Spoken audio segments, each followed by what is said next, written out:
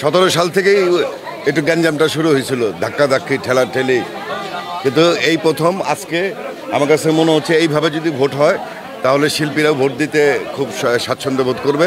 আশাবাদী থাকে তো অবশ্যই আমি আশাবাদী, খারাপ চিন্তা তো আসবেই না আমার মাথায় আছে। তো দুটো প্যানেল থেকে আমরা আশা করছি মানুষ আসবে ঠিকঠাক ভাবে। আমরা ইনশাল্লাহ আমরা আশাবাদী, বাকি সবকিছু ডিপেন্ড করে ভোটারদের উপর। আসলে তারা আসলে দিন শেষে কাকে ভোট দেবেন তারাই আসলে রেজাল্টটা দিবে। আসলে আমি 100% আশাবাদী যে আমাদের চলচ্চিত্র শিল্পী সমিতির ভাই এবং বোনেরা সুচিন্তিত মতামত দিয়ে মাহমুদ কুলি, নিপুণ আক্তার প্যানেলকে জয়যুক্ত করবেন।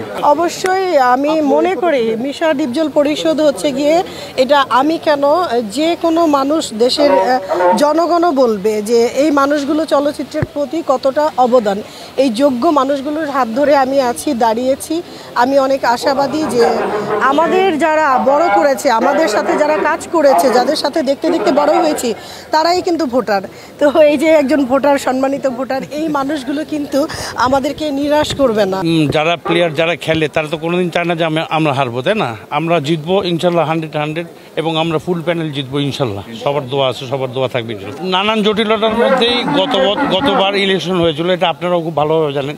তো এবার কোনো জটিলতা নেই, এবার আমরা খুব স্বতঃস্ফূর্তভাবেই ভোট দিচ্ছি এবং ভোট নিতে পারছি, এবং আমি প্রার্থী হিসেবে নির্দ্বিধায় স্বাধীনভাবে ভোট চাইতে পারছি, তবে ভোট দিচ্ছি ইনশাল্লাহ। দেখতে পাচ্ছি কি বলবো যে এরকম পরিবেশ তো সবসময় হয় না, তো আমার খুবই ভালো লাগছে। আর সুষ্ঠুভাবেই এই পর্যন্ত আপনি ভোটাভুটি হচ্ছে বা মানে আর মনে আশা করি যতক্ষণ ভোটাভুটি হবে সুষ্ঠুভাবেই হবে।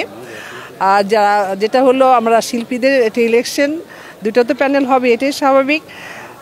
মানে হার জিত তো আছেই, কেউ যদি আমরা হেরে যাই আমি মনে করি যেন সকালবেলা আমরা সবাই কাঁধে কাঁধ মিলিয়ে, গলায় গলায় মিলিয়ে যেন আমরা শিল্পীর জন্য, চলচ্চিত্রের জন্য কাজ করি, সবাই যেন সুন্দর একটা পরিবেশ নিয়ে আমরা বসবাস করি, এটি আমি আশা করি আর কি আমার সব শিল্পীদের তরফ থেকে। ভোটের পরিবেশ খুবই সুন্দর, খুবই গুছালো, এবং আপনারা এখানে যদি এর আগের বার বহু বছর যাবত এসে থাকেন তাহলে দেখবেন যে এইবারের পরিবেশ কিন্তু টোটালি ভিন্ন। সো এই পরিবেশটা নিশ্চয়ই আপনাদের কাছে ভালো লেগেছে, কারণ যাদের লিস্ট তারাই কিন্তু ঢুকতে পেরেছে।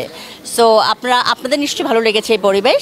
আর আমি যে সুন্দর করে ভোট দিয়ে বের হয়ে আসলাম, কোনো রকম কোনো অগোছালো কিছু দেখি নাই, সব কিছু গোছালো ছিল।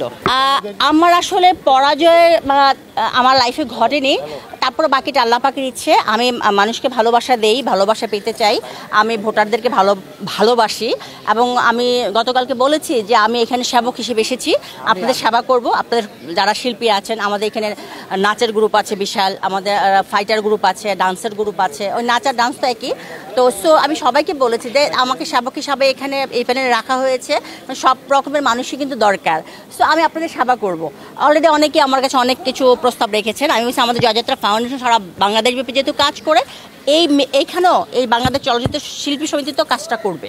যে যেহেতু এখানে অনেক শিল্পীদের সমাগম হবে, এখানে জটলা হতে পারে বা কোনো রকম ঝামেলা হতে পারে, সেটাকে মানে প্রোটেক্ট করার মতো যেরকম আইনশৃঙ্খলার দরকার তারা সেই ব্যবস্থাটি হয়তো নিয়েছে।